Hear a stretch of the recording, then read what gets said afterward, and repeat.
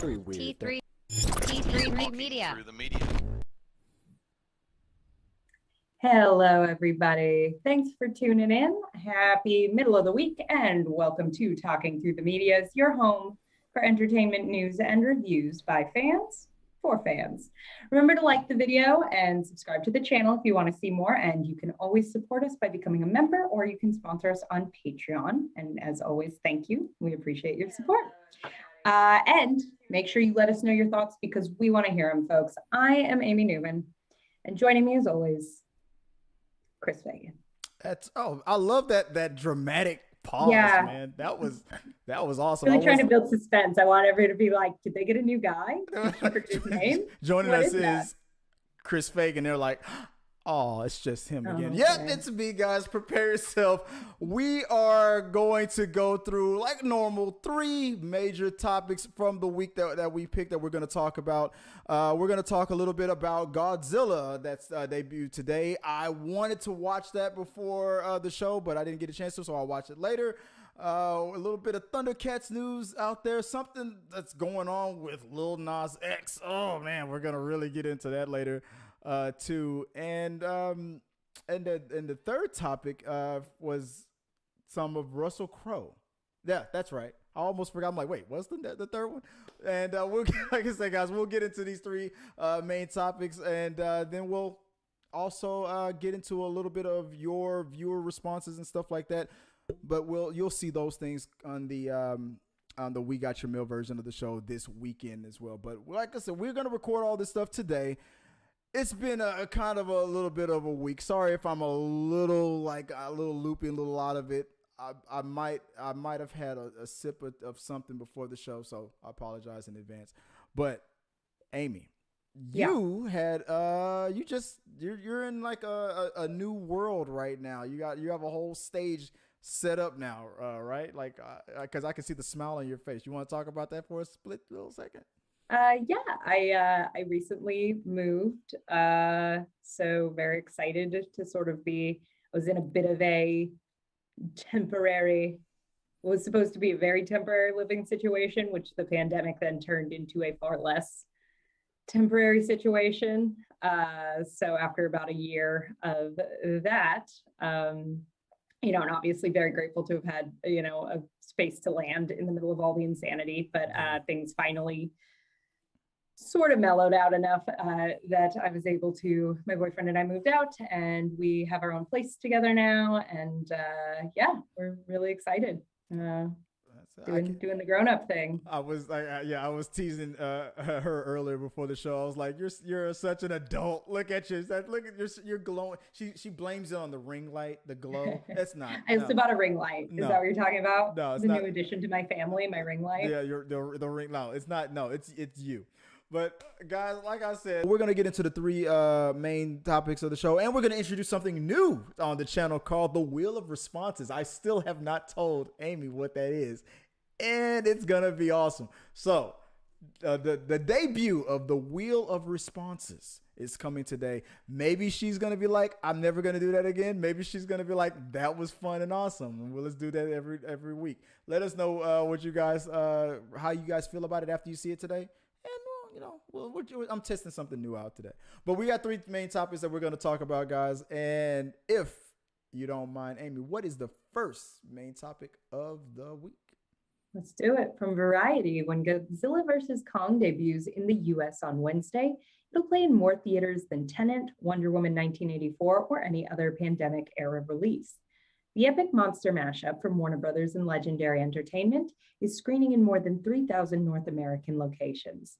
That surpasses the benchmark previously held by Christopher Nolan's time-bending sci-fi thriller Tenet, which played in 2,810 locations.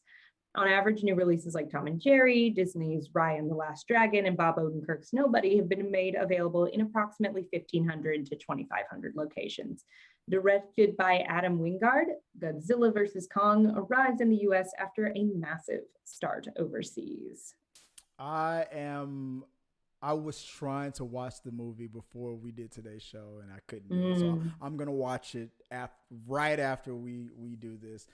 So you're doing it on home release? I was like, do I want to go out to the theater? I did. I want to go out to I wanted to go out to the theaters, but as time went by, I'm like, I know for a fact that on a Wednesday, maybe they might have a later showing, but I doubt it. I doubt they'll have a later showing. So I'm going to go upstairs. I'm going to go into my little media room. I'm going to be there by myself because Joy has no interest of watching. I wanted to see if I could convince her to watch Godzilla, then Kong, then Godzilla Part 2 today. And she was like, nah, I'm not going to do it. I'm like, okay, all right. But that means that I'm going to go upstairs and I'm going to watch the movie tonight. And that means you're going to fall asleep by the time I'm done. And she's like, I'm fine with that. So go do it. So I'm going to watch it tonight and I'm excited about it. And because I'm excited about so far, the reactions are pretty positive. Really, I've heard some pretty, I feel like my friend circle, I just saw like the group chat a couple hours ago where everybody was ragging on it. They said it was trash? What did they say? They didn't say it was trash. They said it was mega trash. It was like, it's, the monster stuff's fun and everything else is just like very C-. They've been saying that. See, that's been the whole thing with this universe of Godzilla movies and Kong. That's been what's going on with the first one with Bryan Cranston. Everybody was mad that it was advertised as if Bryan Cranston was like the hero human of the show. And spoiler alert, sorry if you guys haven't seen it, but he doesn't make it past like halfway through the movie, and like that kind of was like false advertisement. So I remember the first one being panned for that. Kong, I went to the theaters and I watched Kong. Me and Sean did a review on it, and it was way better than what I thought it was going to be. I liked it. I feel like it got pretty mixed reviews as well, and then Godzilla 2 also got a lot of mixed reviews. That was the first one with Millie Bobby Brown, but they kept talking. All the movies talked about the connection between Godzilla and between Godzilla and Kong and everything like that. So they were hinting to this possible Godzilla versus Kong thing, and we were wondering whether or not it was even going to happen because the box office kind of was hit and miss. And I'm surprised that I'm be honest. Well, this could be the worst of the whole franchise, but so far, it's the reception that I've been reading has been way better than what I read in any of the other past movies. For some reason, that's just from what I can tell. I feel like regardless, it's still going to do super well. At least by pandemic standards. I was just about to say, yeah, the odds are so in its favor. Like you think about it, it's like opening at more locations. More theaters are opening. Like in LA, you actually finally can go see a movie, which was not an option a couple months ago. Right. A lot of people are getting vaccinated and hitting that point of like, yeah, okay, I feel safe. If they maybe didn't before, more and more people are feeling safe and comfortable doing that kind of thing. Plus, it's such a peak. Like, no, I don't really want to see it. If I was gonna see it, I'd go see it in theaters. I'm not gonna sit at home and watch that.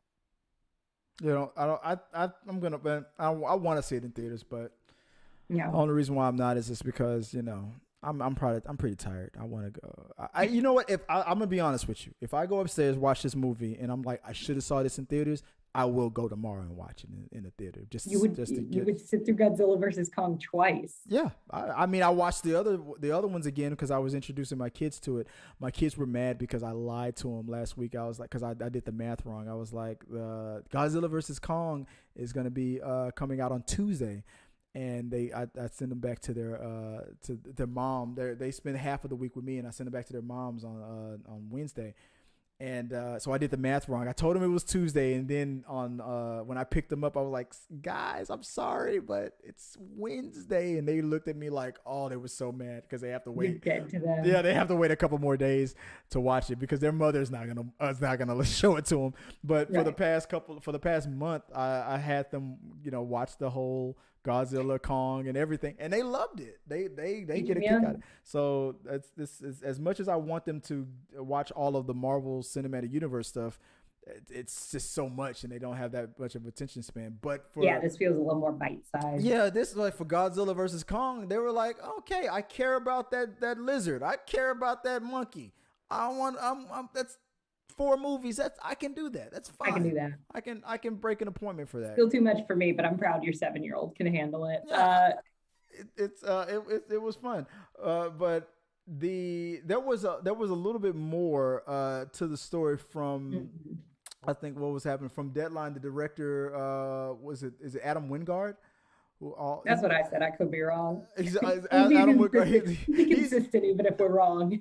I mean, this guy is going to be pretty busy. Not only is he about to do an upcoming Face Off reboot, he's also he finally got a green light to do a Thundercats movie. So it says, so from Deadline, director Adam Wingard is also scheduled to helm a Thundercats movie for Warner Brothers. The project has been in development by Ryback's Dan Lin and Vertigo's Roy Lee. They were producers on Wingard's directed Dead Note, with an early script by David Kochel. Wingard will rewrite the script, a script with Simon Barrett, and will turn all this into a hybrid CGI animation, which that to me was concerning. Now we're shifting gears. We're talking a little bit about Thundercats. I grew up on Thundercats. I love Thundercats, that 80s TV show. At the greatest Thunder. If you remember, I tried to get you to sing the Thundercats theme song. I don't know, and I'm familiar with it conceptually, but it definitely was a bit before my time. Thundercats are loose. But I'm concerned about the CGI. I wanted it to be live action because a fan-made live action thing with Brad Pitt was done back in the day with this fantasy cast with like what's his name from Fast and the Furious, that does Groot, who's the voice of Groot. Vin Diesel. Yeah, they wanted him to play one of the Thundercats and stuff and things like that. But I'm pretty sure this fantasy cast is not going to happen. But they're talking about a CGI/animation thing, and when I hear that, I'm thinking Avatar. That's what I think is going on with that. So I'm thinking it's going to be like a photorealistic. They're going to try to make it look as realistic as possible, but it's going to be like motion capture CGI animation. That's what I'm assuming. I am wary we're just going to get like Cats too. Like, be careful on those character designs, my Electric dude. Boogaloo. Yeah, exactly. That, and you know what? On the John Campion show today, they were joking about that. It's either going to be Avatar or Cats. 100%. There's not going to be an in between. It's going to be either. And I really do think like when we see those first character designs, we will know. We will know. Butthole cut coming soon. But it was from Deadline. I think this interview was with the director Wingard. He was asked about this. Thundercats is a dream project for me. When I was in high school, I was obsessed with it. You think at that point I was a little too old, that my years of obsession with Thundercats would be when I was 6 years old.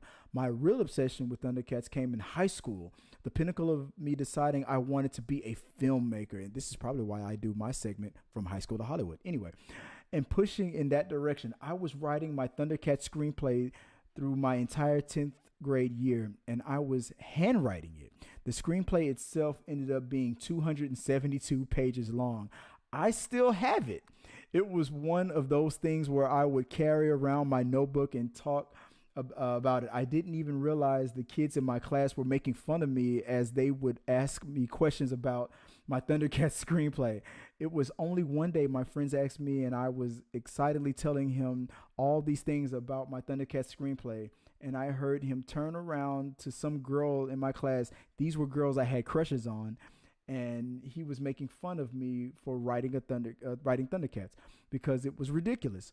But that was the first moment where I had through that maybe I would not be able to make the Thundercats movie. I thought, am I crazy for obsessing over this, thinking it's something you can just do?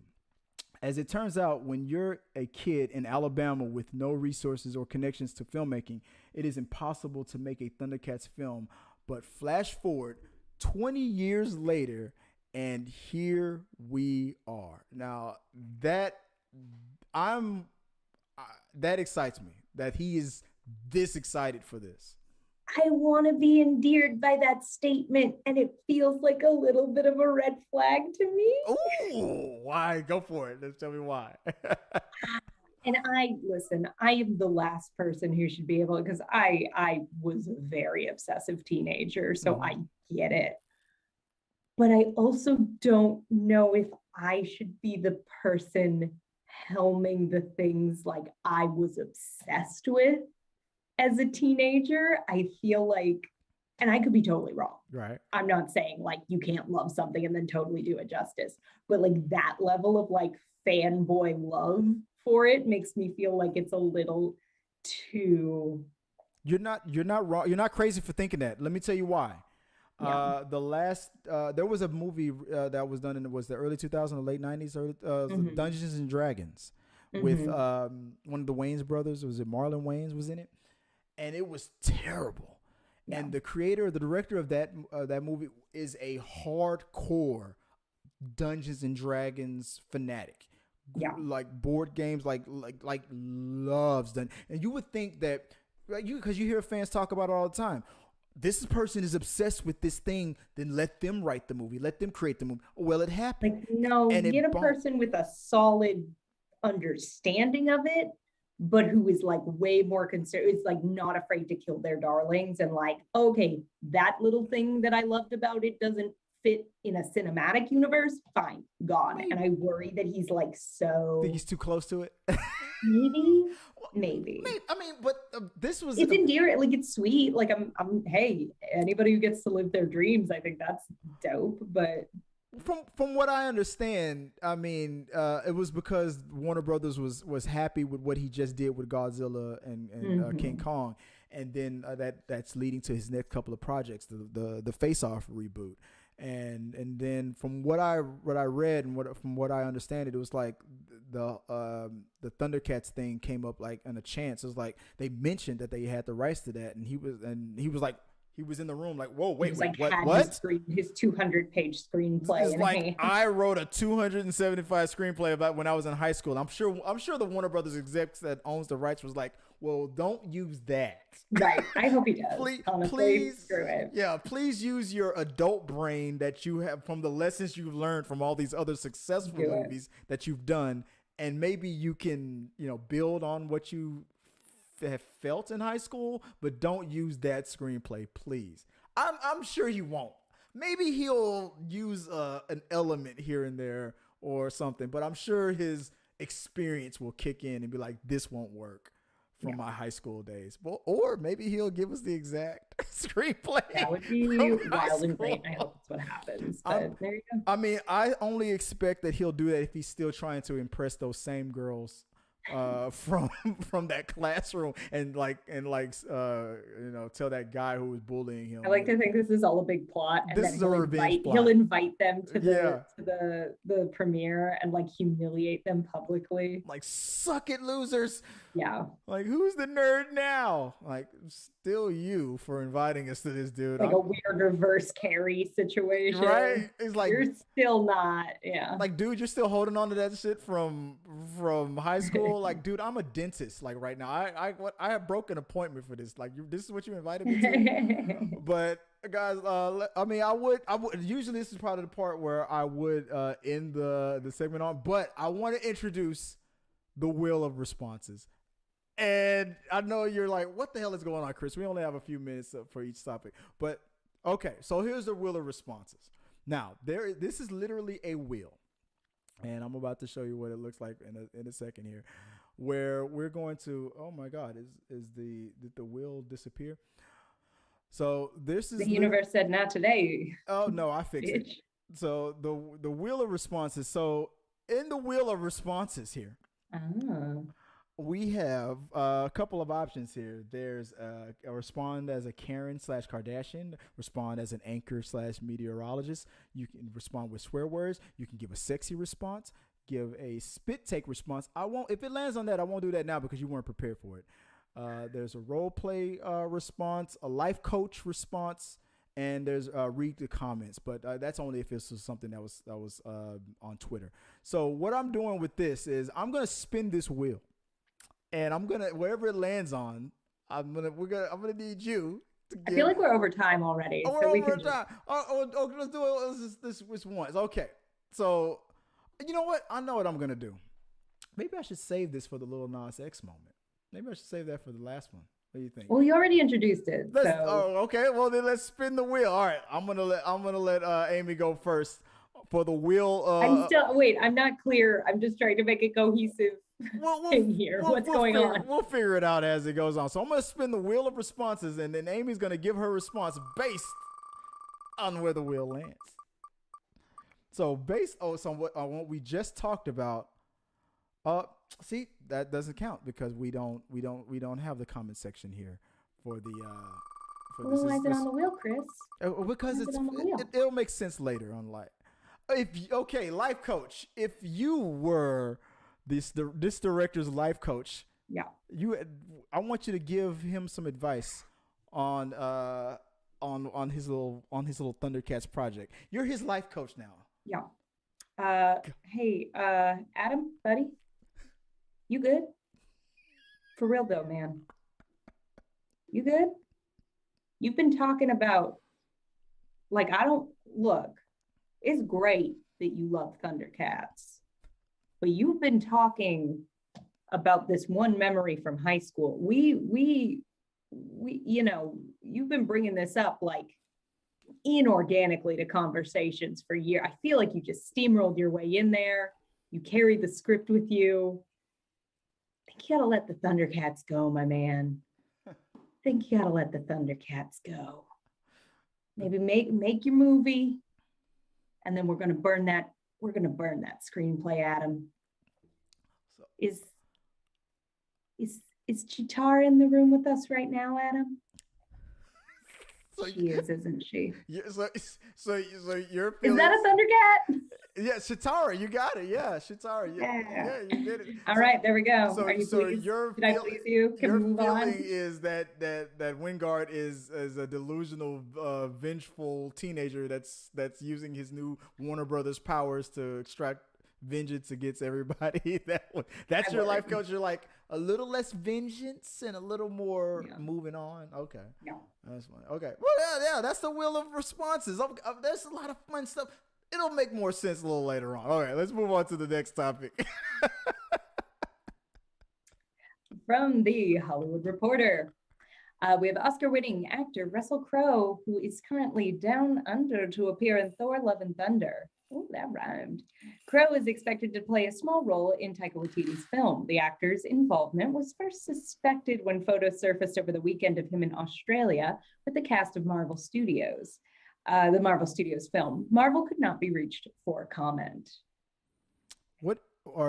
So I know you're a big Taika Waititi fan. What do you think about this whole, like, the casting of Russell Crowe? Honestly, I think he's like a fun, solid fit for that universe. I feel like I definitely saw people referencing, and I wonder if it's going to be more like, who was that? So like Matt Damon, like I feel like it might be more like a weird cameo than like I think if it was a big casting thing, we would have heard some kind of announcement about it. Yeah. Well, I heard that the reason why Marvel even confirmed that he was there was because while they were filming, a lot of it would look like it was about to leak. People were there taking pictures and stuff, and they had to get ahead of it. It's like, oh, crap, we can't keep this one a secret. So they got ahead of it, and they confirmed. Russell Crowe's in the movie. This comes in a little bit after it was confirmed that Christian Bale is going to be playing the villain of Thor: Love and Thunder. So this is a reunion for them too as well. I think it was was it a movie that they did together called 3:10 to Yuma. Movie. I haven't seen that movie, but I know that they did that one together. So Christian Bale, Russell Crowe, even if it's just a little cameo like they did with Matt Damon, I'm excited about it. Taika Waititi leading the charge again. I'm loving because I think Thor Ragnarok, like that rock. I feel like I was just talking to someone about like how much those first Thor movies really missed the mark for me. And I like Thor as a character. And I feel like they just went too dramatic, too kind of trying to make it like Shakespearean and drama. And I think really like leaning into how fun that character can be and how fun Chris Hemsworth is in that role. Really, really the right pick. You're right, because Chris Hemsworth, I mean, even on Thor 1, even though it was trying to be more Shakespearean than it was fun, it's still Thor 1 still showed his funnier side. Well, the stuff that was like goofball fish out of water in the first Thor movie is the part of the first Thor movie anybody remembers. Like that's what like I when think he broke the glass, like another. Yeah, that's the stuff that stood out. I loved it. That was such a and I remember watching that movie and being like, wait, where's the rest of that? I just want another, I know a moment like that. Conflict, but give me sort of a fish out of water comedy with a superhero edge, and everything between him and Darcy was gold to me. I loved it. For part 2, the only part that stood out was when he got into that subway and that girl tried to like pretend like the inertia, like she kind of like fell into him a little bit when the subway moved, and she did it on purpose just to get next to him, and he kind of like looked at her like, yeah, whatever. Like that was the funniest thing. That's the only part of that movie that I can remember. But there's more moments in like Thor Ragnarok and Thor 1 that stand out with the funny stuff. So, and Chris Hemsworth he's a funny guy. So I think, and he's super charming in that role. Yeah. And Taika Waititi he feels like he's the perfect director to bring that out of him. It's almost like with the guys who did the last 2 Avengers movies. I'm forgetting their names right now. But they were comedy sitcom writers first, and then still Kevin Feige saw something in them in their pitch, and he gave them that Captain America movie, and then gave them Avengers movies, and look what happened. It turned out to be perfect fit. And I feel like Taika Waititi is that guy for Thor. He's like, we had these other 2 directors for the first Thor movies, but Taika Waititi seems to be a perfect fit. His style, his comedy, because even though he does comedy very well, Taika Waititi, like, what was that movie that he did, the World War II? Jojo Rabbit. Jojo Rabbit.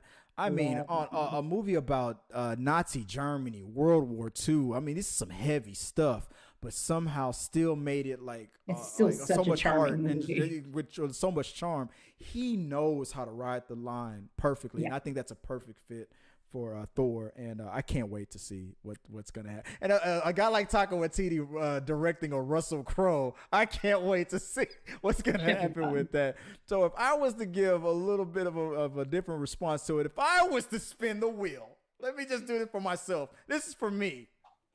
For the whole Taika Waititi deal, for the wheel of responses. Let's see. I can do a spit take. I can do that. No, wait. Oh no, role play.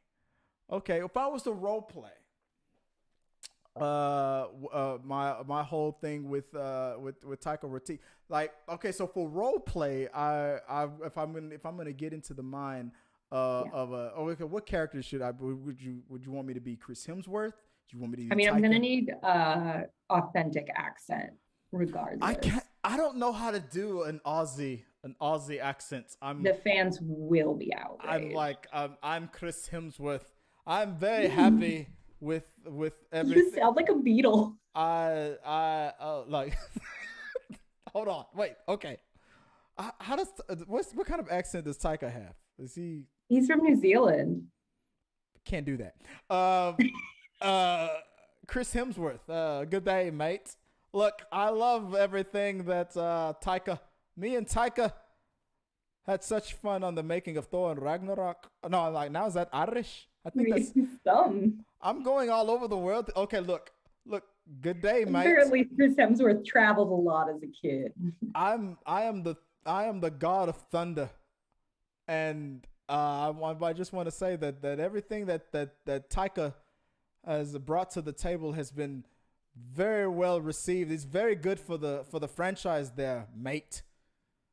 I'm bombing right now, so let's move on. I love that you committed, though. You were the captain of that sinking ship, my man. I am Chris Hemsworth. It's okay, we can call it there. You buttoned it. We're good. Guys, let us know what you guys think about the whole thing with Love and Thunder, and what you guys are you gonna go check it out? Are you happy about Russell Crowe joining the team? I'm excited about it. Put it in the box below and let us know what you think. So, what is the last trending topic of the week? From just all of Twitter, just all of it. Nike is suing the art collective behind the LIL Nas X Satan shoes that have sparked a social media backlash. In a lawsuit filed Monday, Nike accuses MSCHF Product Studio Inc., catchy, of trademark infringement over the designer's 666 pairs of modified Nike sneakers made in collaboration with the Old Town Road singer. All 666 pairs sold out Monday. Lil Nas X is not named as a party in the lawsuit. People like Governor Kristi Noem took to Twitter to say, "What good will it be for someone to gain the whole world, yet forfeit their soul?" Matthew 16:26. Having Lil Nas X respond with, "You're a whole governor and you're here tweeting about some damn shoes. Do your job." Also, there were people who were offended that the rapper performed in front of children for years to promote Old Town Road, having him respond with, "I literally sing about lean and adultery in Old Town Road. You decide to let your child listen. Blame yourself." Yeah. And I'm not gonna lie. I 100% agree with that part of it. I'm gonna. Yeah. How do the thing that I haven't seen the video, and I mean it's fun. I'm not like a Lil Nas X like when Old Town Road and that other single that he did after that one came out. I went out and I listened to the song, and then I watched the video, and just like a lot of parents, I let my kids listen to it. Because I know they won't understand that cheated on my baby. You can go and ask. I know they wouldn't understand those part of it. So there's a lot of parents like me who would let their kids listen to it. But Lil Nas X is not wrong. Yeah. Like, he literally was rapping about adultery and cheating and doing and drinking and all this other stuff. And you parents out there who are outraged at this, but hip hop fans have done that for years. There's a catchy song. It's number one on the radio, this and that and the other. And no matter what the topic is about, you'll still let your kids listen to it, dance to it, and all this other stuff. So he was right to call you out on that. Then you get mad that your kids.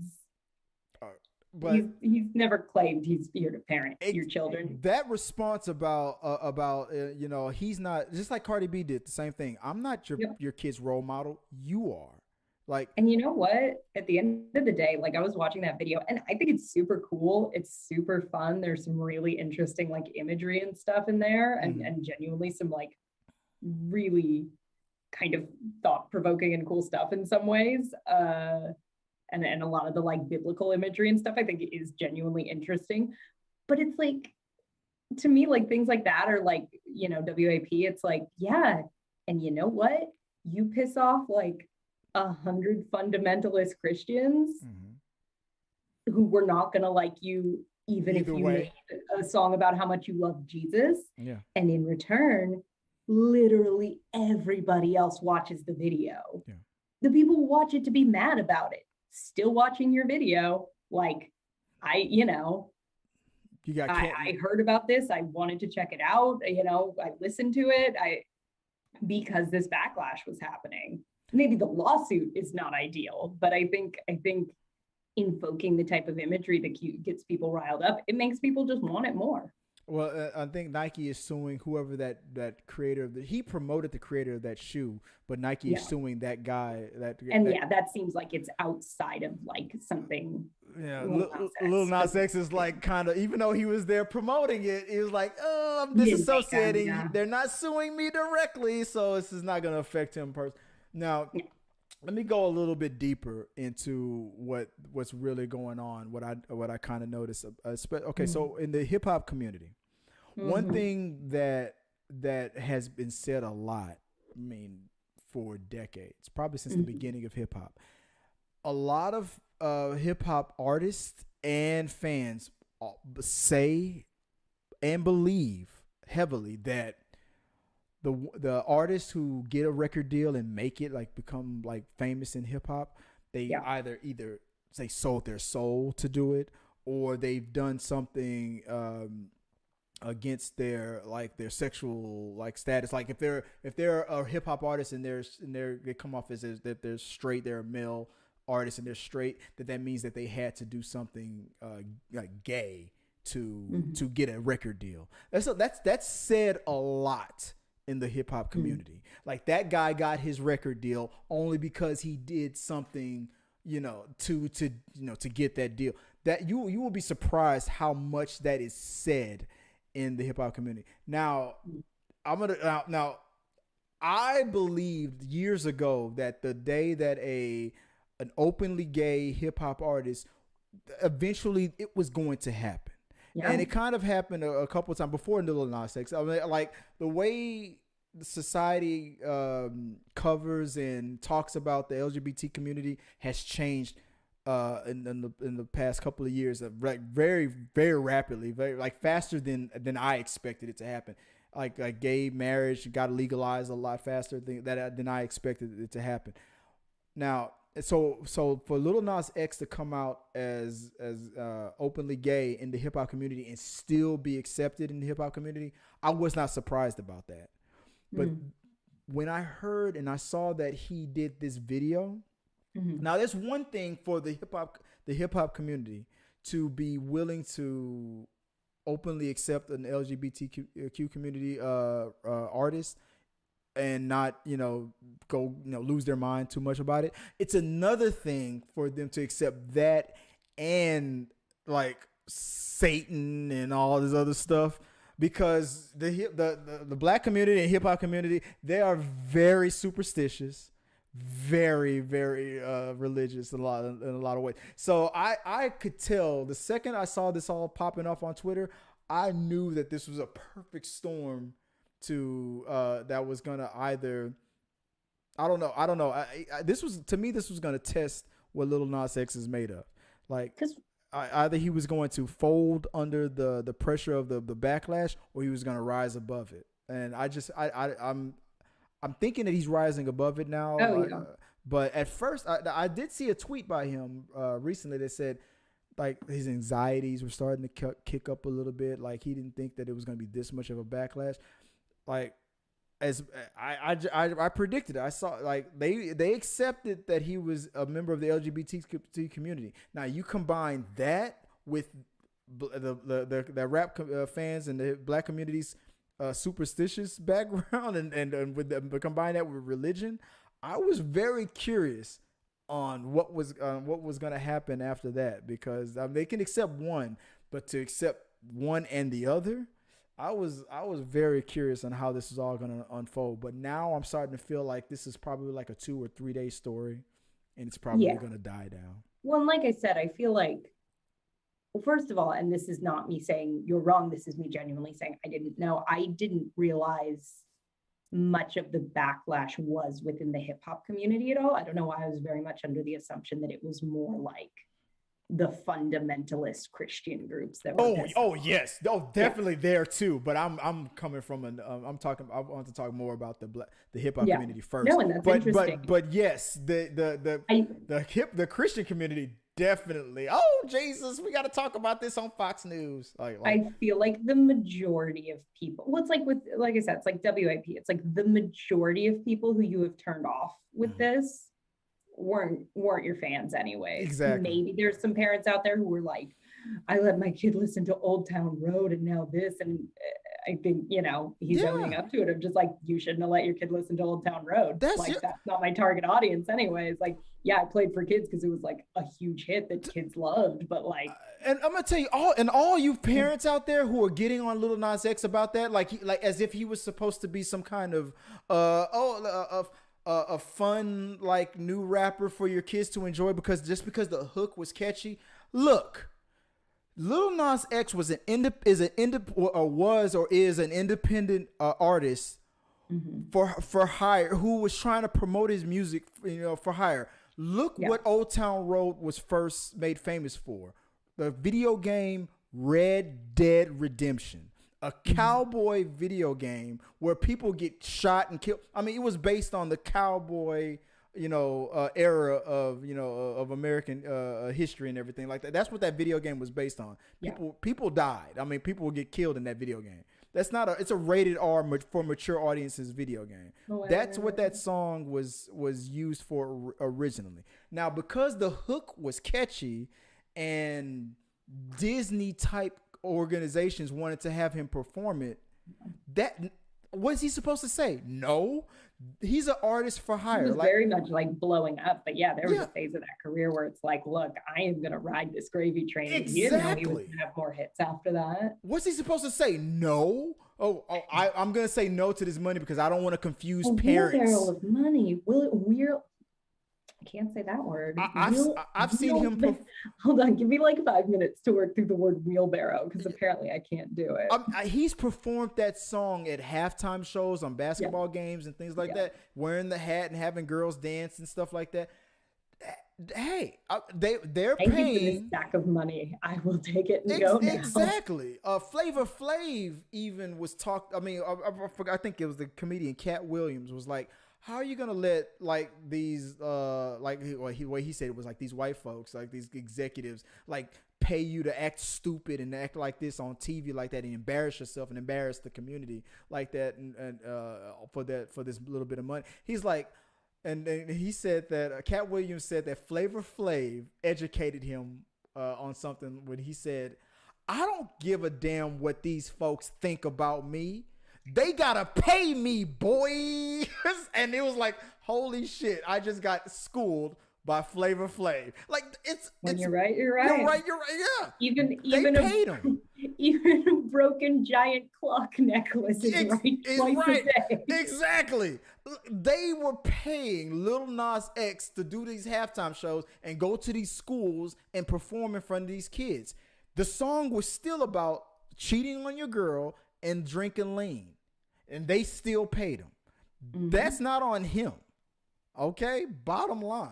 So now he's just like Miley Cyrus that didn't want to be associated with Hannah Montana for the rest of her life, and Justin Timberlake would NSYNC for the rest of his life and stuff like that. Like these people grow up, and Lil Nas X is obviously ahead of the curve. He's like, look, I'm not gonna go to the next 5 years under this Old Town Road thinking that I'm one way kind of a character. I'm gonna let y'all know exactly where I'm coming from. No, and honestly, when I heard the song, my first response was just like, this is a bop. Good for him. Like, could have been a bit of a one-hit wonder and seems to be breaking out of that. Exactly. He's making his money. I feel sorry for the guy that's about to get sued by Nike for making those shoes because you should have been smarter than that. You should have known that Nike wasn't like when no one's like, oh, Nike notoriously chill. Yeah, look, dude, like Nike is they're mostly like they endorse sports or like they were quick. They were like, we endorse athletes mostly, not rappers. Not the devil. We endorse athletes. And so this in the second that people were like, I'm gonna boycott Nike. Nike went to action quick. Like, we are not associated with any of this and blah blah blah. And look, Lil Nas X was smart he endorsed it, but he also at the same time is disassociated from it. So it's like he's not mentioned in that lawsuit. So I feel sorry for that dude because it could have been Lil Nas X's idea and everything, and now he gets to throw that dude under the bus. So that guy, they sold every pair, all 666 pairs, but that guy is gonna have some legal issues. Probably wishing he sold a bit more than 600 shoes. He's gonna be like, "Oh, Lil Nas X, please save me." He's like, I don't know you. I'm gonna take my horse to the Old Town Road. On down. I'm gonna ride till like I'm telling you. Just gets that pole straight to hell.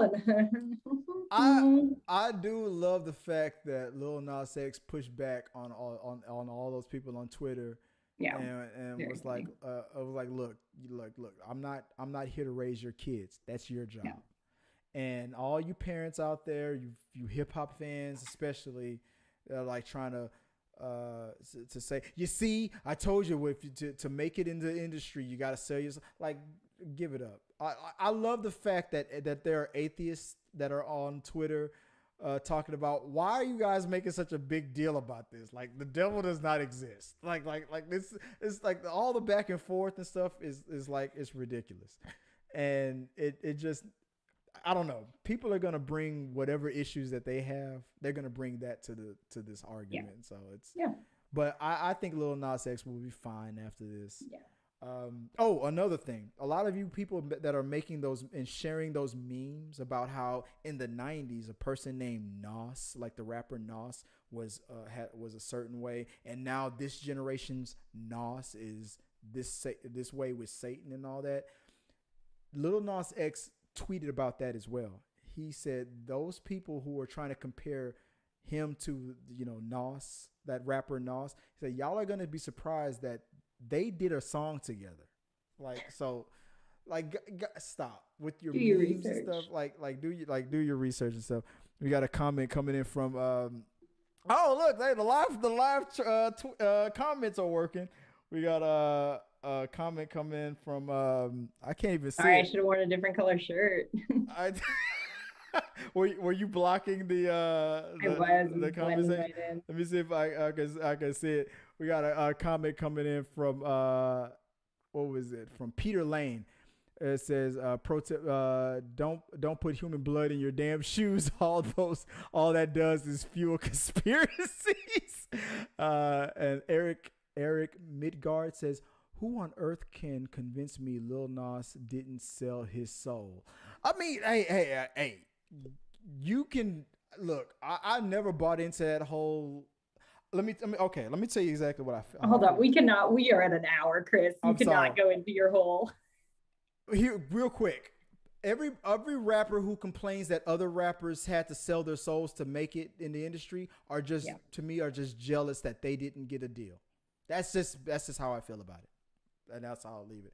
So other than that, guys, I could sell my soul. I'd be so down to get some money for this bad boy. I'm not using it. I don't believe that they sold their soul. I think they just made it. And I think that people that didn't make it like to say things like that other guy must have sold their soul to make it. No one has offered me a chance at celebrity for my soul, but I would hella take it.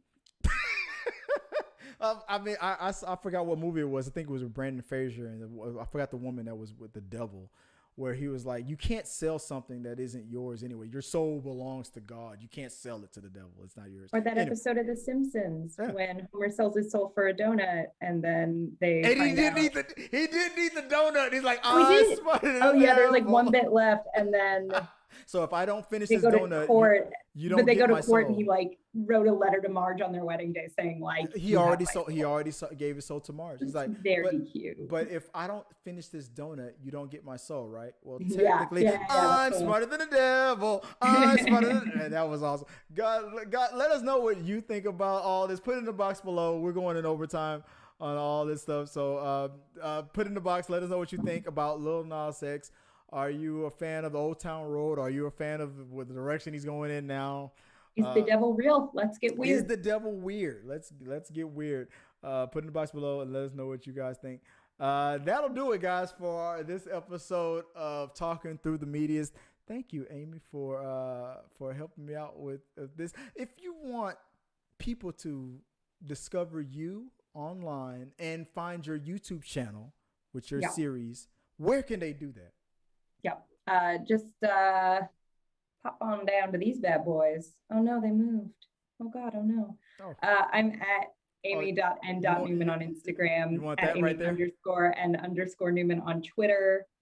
If you go to either of those, my pinned tweet, or it should be my Instagram bio, you can access Your Biggest Fan, an original rom-com web series I wrote and co-act in. If you like that sort of thing, check it out. And, DMs are open if you want to trade. Oh no, someone just got here. Sorry, Eric. Thanks for tuning in still. My DMs are open. I will trade my soul for just even a little bit of attention or money. Eric Dan says, I just got here. Oh man, Eric. But Eric, I'm sorry. We usually try to wrap the show up within 30 minutes, but we went way long. It's probably because of the wheel of responses that I'm trying to make a thing. It's like fetch. I'm trying to make that a thing for this channel. Amy is probably going to wait till I get off the air and tell me that she does not want this wheel thing happening. But I'm going to fight her on this because I love this wheel. But if you want to find me, you can go to Chris Fagan 1980 on Twitter and on Instagram. Guys, I appreciate you guys for talking with the live chat. Thank you guys. Eric, he said it was Eric. Dang it, I just got here. Eric, I appreciate you. I love you, man. For he also said either that or he's using the controversial static to view on his music video, just like Old Town Road. I'll text you. I'll text you on the live chat and talk to you about that a little bit later, Eric. But guys, I appreciate you guys for checking us out on this live stream. If you want to find us, hit us up on through the medias, T3 Medias, at T3 Medias on social media. And send us your thoughts, your questions, your concerns, and as always, and maybe we'll talk about it on We Got Your Mail. Till next time, guys. Talking to the Medias was brought to you in front of a live studio audience of people who will not sell their souls for a pair of tennis shoes. Now it depends on what the check says. I don't know, but till next time, guys. Hey, peace. If you like what you saw, make sure to subscribe to the channel and please drop a like on this video. It really does help us. Also, don't forget you can turn on notifications so you don't miss a single review, react, why is that trending, or We Got Your Mail.